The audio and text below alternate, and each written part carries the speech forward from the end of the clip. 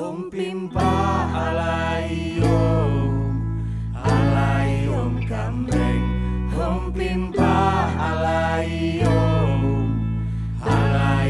gambeng. Pak, aku kok iso dijenengi Pak Ijo ngopo to, Pak? Takono Mas Pandra kono. Lah kok anakmu apa anake Mas Pandra to, Pak? Ya sing jenengke kowe Paijo ki ya Mas Pandra kae kok. Dan aku nggawe KTP, sampeyan jenengku ya Pak Ijo, Pak. Yo ora nule. Ya jeneng aslimu Raja Guntur Bagus Putra Pradana. Yo Prajos. Mula aku diceluk Pak Ijo. Lah ngopo to?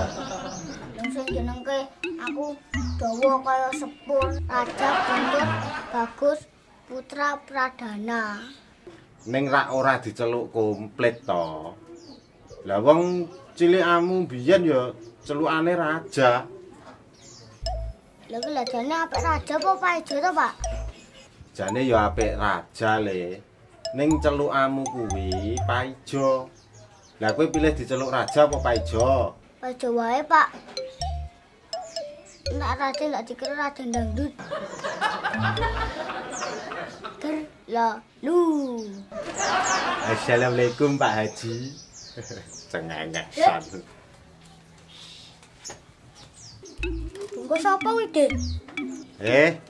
Iki lho paketan Paketan apa, Dik? kopi. Arep tak kirim ning Semarang kono. Paketke liwat kantor pos. Wis jelas. Tekok apa meneh? Regane piro, Dik? Regane 200.000 isi 2 kilo. Aku nggur bathi 50. Jelas ora? Trihandoko Putra. Siapa tadi? Bapakku, Mas.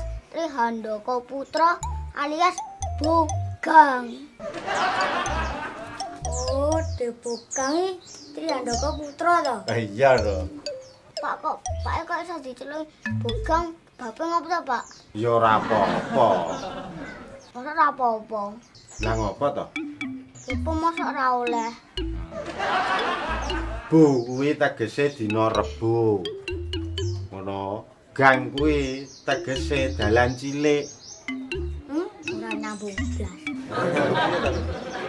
Gimana dina Rebo karo dalan iki apa, Dik? Ya kuwi mau dina Rebo kuwi kelairane Pak Bogang. Oh, sampean biyen iki laire dina Rebo nang nggon Gang Sempit. Ngono ta, Dik? Empuk, Bro. Nggon pos rondo. Awar kentongan.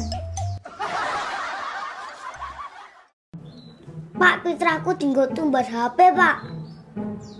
Ya nyo iki. Pak, iki jenenge dudu HP, Pak. Kuwi iki HP ya. Iki jenenge remote TV. Ya sing mbok karepe HP iki sing kepiye to, Le? Sing kanggone Mas Pandra. Apik, Pak. Gendroid. Android. Android. Gendroid. Android.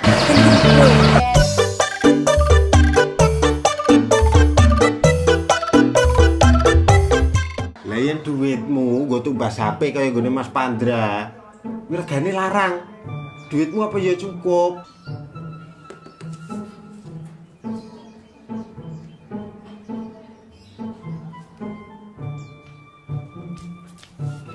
Ya, Pak, dinggo nambah.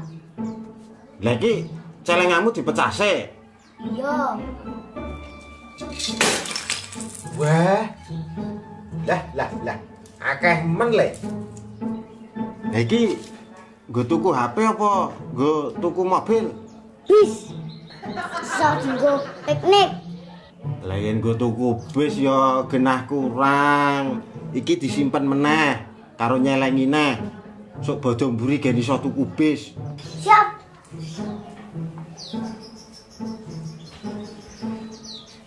Yes, sesuk tumbas bis.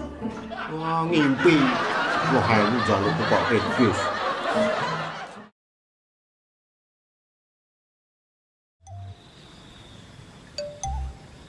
Jan iki sing tuku iki nendi lah teko-teko. Kabar to? Iki pembeli lagi OTW. Tenang lho. Ngerti wong ngene lah. Kon jiko ning omah. Aku cek iso ngancani Dik Mintul. Ora iso. Jeneng COD iki ya ning tengah-tengah. Jadi pembeline ora kadohan, awake dhewe ora kadohan. Terus omahe pembeline ngendi to? Aliyoso Mas. Kan kene iki pas tengah-tengah. Lah kuwi nek pembeline omahe Jepang ngono terus COD-ne ning ndi? Ya ning Korea. Wah, penak. Bisa ketemu Blackpink no. Nggawe tanda tangan Kim Jenny. Keren. Karo ketemu Park Ji Sung. Ora iso. COD-ne kuwi nang Korea Utara. Arep ketemu Kim Jenny. Kim Jong Un.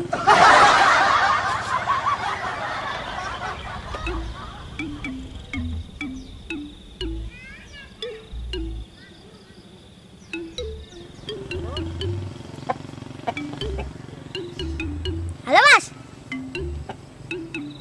Ten jembatan. Jenengan pundi? Oh, Mas, lihat. Halo, Bos. Oh, ayo. Oke, Tandra. Oh. Kok palu dah?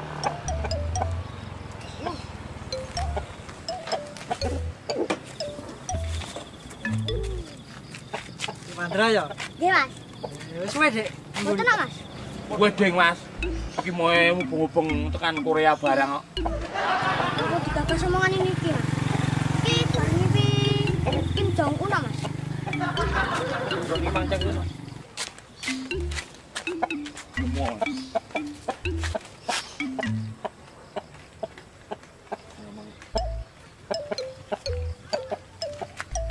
Si Bos. Cocok ya? Cocok. Sik, Mas. Niki transaksine kalih kula lho, kok dene kayak kene iki, Mas. Oh, gede. Go. Nggih.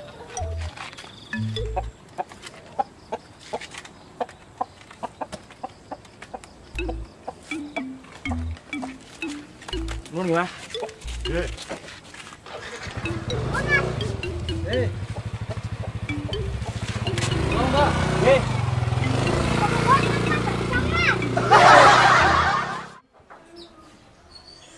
Aromanya nikmat.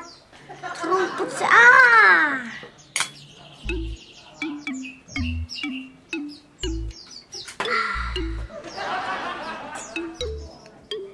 Wah, kok pengen menes.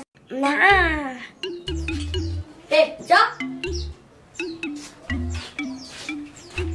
Apa barang nih? Mas, ojo banter-banter.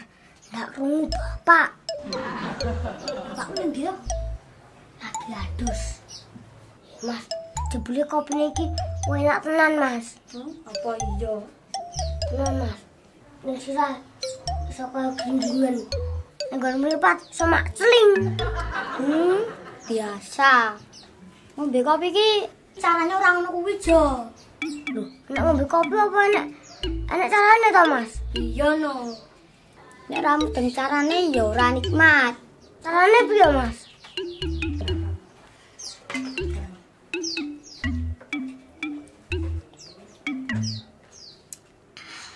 Dodong buri. Kecok nyoger. Lah maksudnya piye to, Mas? Nek aku muni dodong buri, kowe ngomong ngoger. No. Oh iya. Dodong buri. Lah, Mas. Dinikmati tenan. Dodong buri. Nah. Dodong buri. Wah, bagus kowe le. Mulai kerja arep ngombe kopi lagi tinggal adus ngono wis garger. Pelanggaran kowe, Jo. Enak kok, Pak. Cah cilik iki ora entuk ngombe kopi. Sing ngajare Mas Wandro, Pak. Coba le, Pak De ajarano. Ini lho, Dik.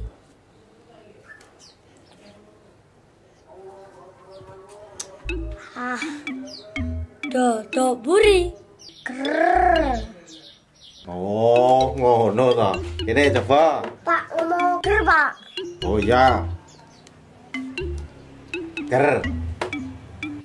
Wagu. Wagu piye? Baleni Mas.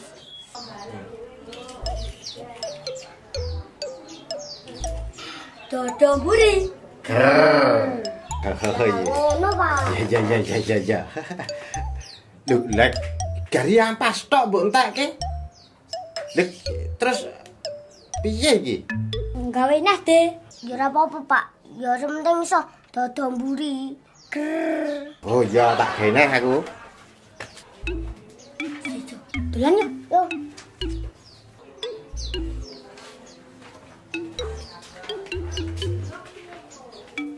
Oh, bocah-bocah iki. Lho.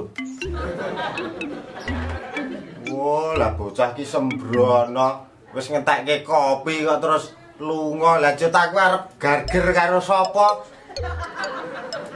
Mbok.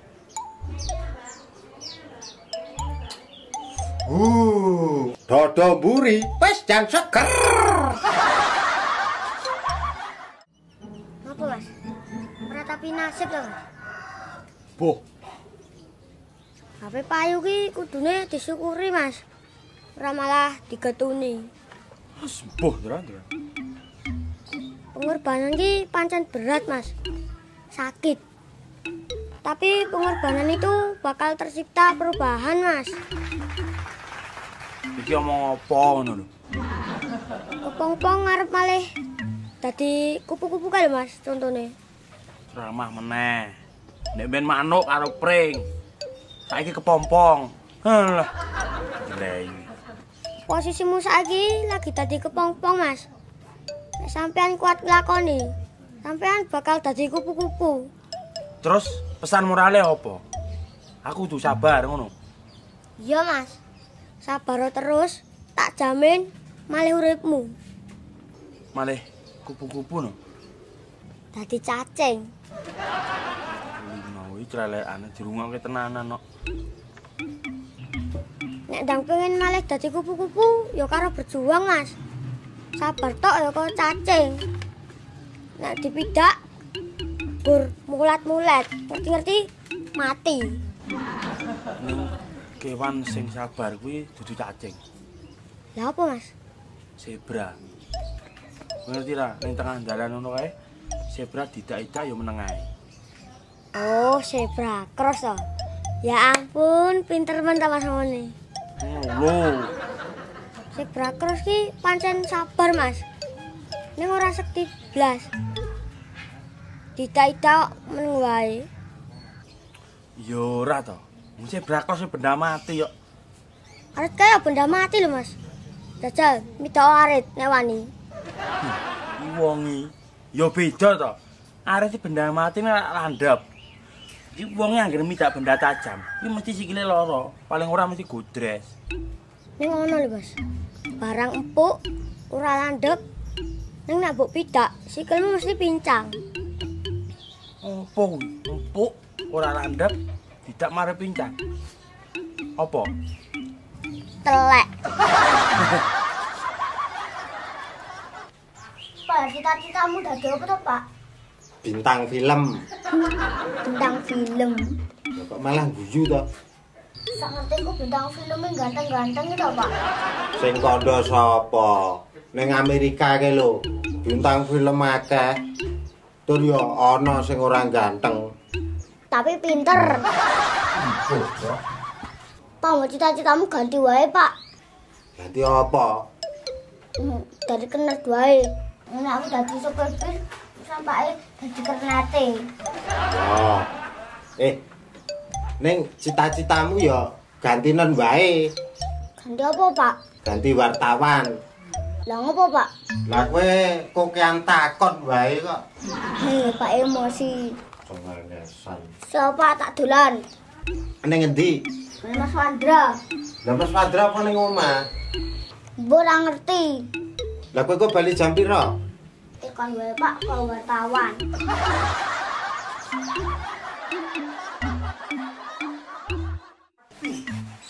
Inggih Samyo manjing ing ranang gono kocap kacarita. Pinanggya ing Tegal Kurusetra samyo perang geget mawurahan.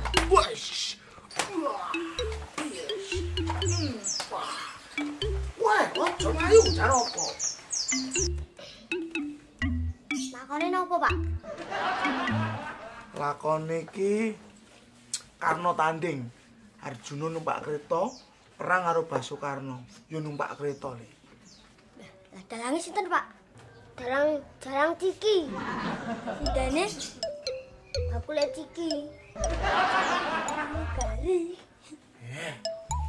Rembukan kuwi menehi piye? Anu, tugas negaramu wis, Rum. Sampun, Pak. Iki. Oke, Pak. Pak Kren mau sajang. Nek boten kersa nampa bantuan sebakune. Kuwi jenenge Pak Kliwon warga sing ngene. Mergo wis cukup.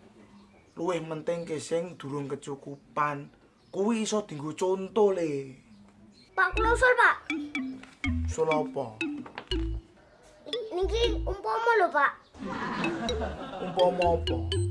Umpama nek disetujui. Ya kono apa? Nek ra disetujui ya ora apa-apa, Mas. Kok mulek kowe to?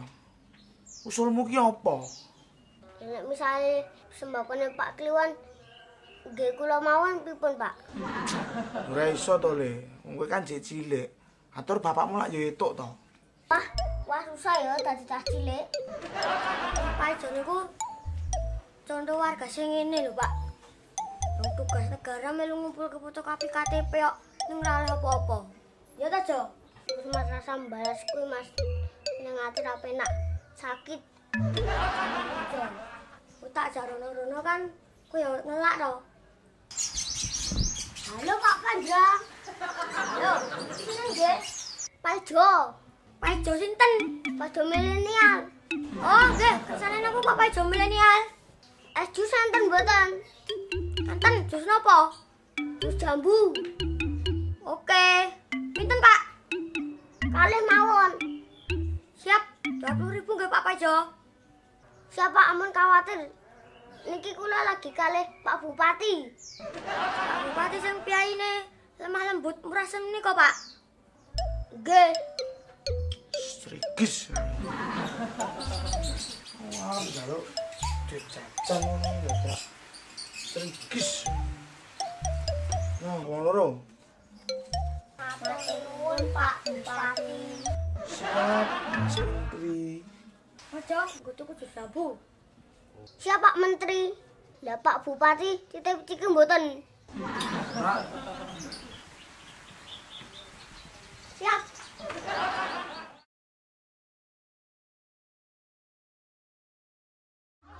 Mas nek kowe ndadek arep mbok jenengke sapa, Mas? Lah gari lanang kok wedok. Nek wedok? Mbah. Nek lanang tak jenengke Valentino Rossi. Nek wedok? Mbah, lah kok mbah terus to, Mas? Aku nek duwe adik wedok mbok jenengke sapa? Paijem. Lah adikku apa ora isen? Mas lha kok isen ngopo to, Mas? Mosok generasi milenial kok jenenge Paijem. Ya diece kancane. Lho berarti sing ngerti ra mudeng seni no, Mas. Lah kok iso? Ora mudeng barang antik. Mosok Paijem. Tenan Mas, ra ngapusi aku. Engko nek aku duwe adik wedok, mau tak jenenge Paijem. Lah oleh bapakmu nek adikmu mbok jenenge Paijem. Mbah, ra oleh paling. Bapak ki wonge angel, Mas. Nek adik lanang mbok jenenge sapa? Sapa ya? Lah sapa? Mak Marquez wae, yo ben sobapan karo adikmu, Mas. Yo, dadi no. Lemar nek kowe duwe adik itu arep mbok jenengke sapa, Mas? Mbah. Mas kok mbah terus lho, Mas? Lah aku pengen duwe adik lanang kok. Nek umpama kowe duwe adik wedok, lah mosok ora mbok jenengi. Nela. Tentara kampung no, Mas. Sip. Mas aku kenal ke karo adikmu, Mas. Valentino Rossi. Dek Nela. Marane adikmu wis gede arep dadi penyanyi dangdut, Mas. Genah pebalap no. Maksudku Dek Nela, Mas. Lah angger jenenge Nela apa penyanyi dangdut? Mbok menawa Mas, yen ora ya ora apa-apa. Aku gak butuh kepastian kok. Kepastian apa? Aku iki oleh kenalan karo adikmu wedok ora, Mas? Lah, ning aja mbok nakali.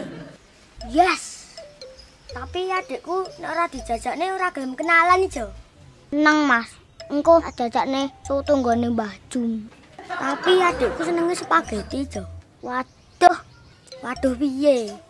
Lah kok spaghetti? Lah apa kowe iki ngerti spaghetti ijo? Ngerti no, Mas. Sing ngemi larang iki to. Oh, tuh. Spaghetti kuwi to. Cara Jawane kuwi mie campur saos. Mie karo saos kok seneng to Mas adimu kuwi. Selera aja. Selera dhuwur men. Dia tak mundur wae nek ngono. Mundur piye? Ora sida kenalan karo adimu. Apa? Rene sik to. Oh, lagi makani manuk bareng kok.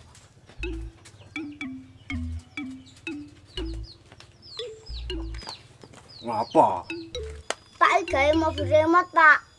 Lah gek gawe niki piye? Ya salamen tuku birandang ditukokne.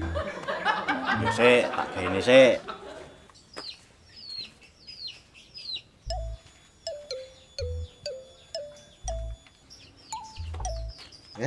Wis dadi le. Nah. Pak, lah kok ngene to, Pak? Lah jare mobil remote. Iki apa? Mobil. Lah iki apa? Remote. Lah iya mobil remote. Waduh, aku tak dadi bodoh ya.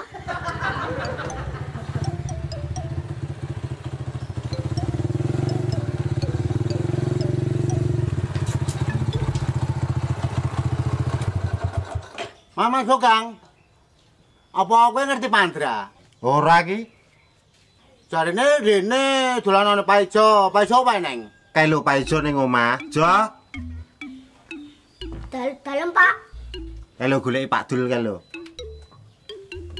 Napa Pak Dul?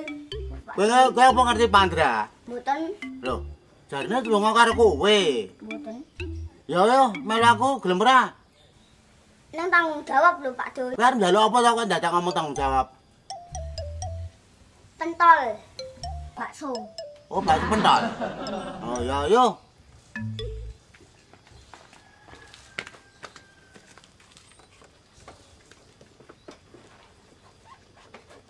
Kono, pamit bapakmu sik kono. Pak, aku tak dolan sik ya, Pak. Ya. Aja nang ndi omahe dijogo ndak digondol. Wedhus. Ya. Kowe iki yo ngomong wedhus nang nggon sepion kuwi berarti ngingetke aku.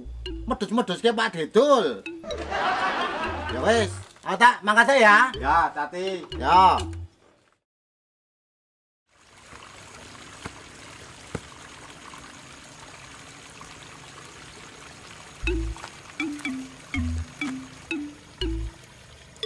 Onde. Nun fotone nggih. Walah, wong glubrut-gludut ngene kok arep mbok foto to, Le. Tak adus sik ben ketok bagus ya. Mboten sah, Dek. Atus kalih mboten iku hasilnya sami mawon kok, Dek. Padha eleke ngono apa piye? Ing sanjang mboten kula lho, Dek. Sembrono. Delok Le gambare. Loh. Jebule fotoku elek ya, Le. Niki mboten elek, Dek. Nek istilahe niku glowing ireng. Ini ireng ki apa to, Le? Kumut-kumut. Alah, kumut-kumut. Ora usah dadi petani. Rekoso. Panas kepanasan, udan kudanan. Rekoso, Le. Lama menungso isih butuh mangan. Berarti menungso niku isih butuh petani, Dek. Lah ning petani iki ora iso bagus lho, Le. Awake reget. Rupane ireng, Glowing ireng. kumut-kumut. Tapi kan uripe makmur, Dek. Kok iso to, Le? Kur mulai ngaten, Dek. Usum koronan iki rampunge kapan? kan dereng ngerti. Yo, Lah, sing uripe paling ayem niku kan petani. kok iso? Ini kok, wong kota niko arep mangan jagake bantuan beras saking pemerintah. Nek petani kan iso nandur dhewe, dipanen dhewe. Terus hasilnya ya iso dipangan dhewe, De. Iya ya, Le. Bener kuwi. Lah ning lah yen delalah viruse teko sawah kene. Lah yo wong tani kene ora iso nyambut gawe to, Le. Tenang mawon, De. Turun-turunan niku mboten wani naka jenengan kok, De. Loh. Lah sebabe? Sulap, De. Silau. Oh, kesorot srengenge ya, Le. Kesorot blowing. Umut-umut. De. Ngapunten, jenengan niku napa sebenere Pak De Bugang? Pak Bugang sapa? Kanggo kula niku. Ora to. Wong aku ki kedulurku wedok kabeh ora duwe dulur lanang kok. Oh, tak kira dulur. Mirip Pak De. Lah si Bugang ki wajahe apa ya glowing ngene iki? Lawin, De. Ning mboten banget. Apa, De? Ya. Anu piyen? Hati yen numpati. Wis, Le, jenengmu ki sapa? Pandra, De. Jenengan asmane sinten, De? Bagong. Pancasila, 1. Ketuhanan yang Maha Esa, 2. Kemanusiaan yang adil dan beradab, 3. Persatuan Indonesia, 4. Kerakyatan yang dipimpin oleh hikmat, kebijaksanaan dan permusyawaratan perwakilan, 5. Keadilan sosial bagi seluruh rakyat Indonesia. Wadah saja. Tugas negara.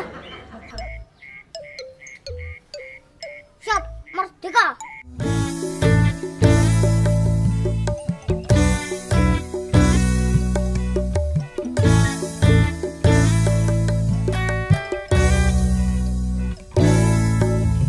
Ojo samba yen isih kuat gedeni tirakat ben ruwete minggat urip sing wis mlasa yo padha diruwat setiare wong urip ojo mbok bakakno mungkin pahalai. Oh ya, Le. Mas, kok ndak udun apa to, Mas? Praktek Pancasila yo